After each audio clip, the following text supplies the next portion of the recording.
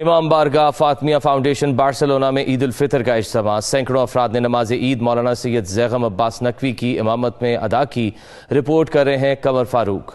سید فخر بادشاہ، صدر امامیہ ایسوسی ایشن دار فاطمیہ، سید سبطین شاہ، جوید باشنا، سید ذیشان رضوی، سید ذوالقرنین شاہ، عامر ریاض، سید حیدری، محمد شریف جعفری، محسن علی کے علاوہ سینکڑوں اہل ایمان نے عید الفطر کی نماز ادا کی اور ایک دوسرے کو گلے لگا کر مبارکباد دی۔ ترقی عطا فرما، جو اس کے وابستگان ہیں، جو اس کی جس طرح سے بھی مدد کرتے ہیں، ان سب کی توفیقات خیر میں اضافہ فرما۔ عید کے پرمسرت موقع پر مولانا سید زیغم عباس نقوی کا خطاب کرتے ہوئے کہنا تھا کہ تہوار مختلف قوموں کی تہذیب معاشرت کے عکاس ہوتے ہیں۔ عید الفطر وہ سعید اور اجر والا دن ہے جب انسان اللہ کی نعمتوں اور تحائف سے مالا مال ہو چکا ہوتا ہے اور ایسی طاقت حاصل کر لیتا ہے جس سے کوئی شیطانی ہتھکنڈا اس پر اثر انداز ہی نہیں ہو سکتا۔ اس موقع پر دنیا سے خصوصی گفتگو کرتے ہوئے نمازیوں نے کیا کہا، آئیے آپ کو بھی دکھاتے ہیں۔ ابی طالب کا فرمان ہے کہ روزے اس کے قبول ہیں کہ جس کا عمل قبول ہے۔ آپ کی نمازیں، آپ کا تقوی اس وقت تک آپ کی جو عید قبول نہیں ہوگی جس مومن کے روزے قبول نہیں ہوں گے۔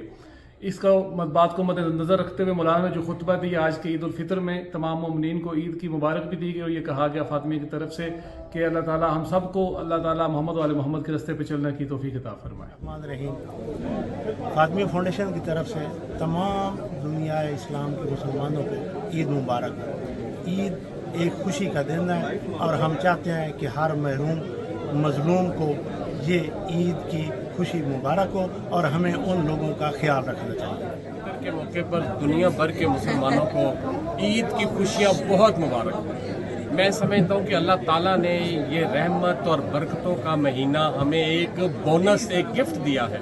اس مہینے میں اور خاص کر اس عید کے موقع پر ہمیں غریبوں کا، اپنے جو فیملی کے مستحق لوگ ہیں ان کا خیال رکھنا ہے اور یہی میسج ہے عید الفطر کا۔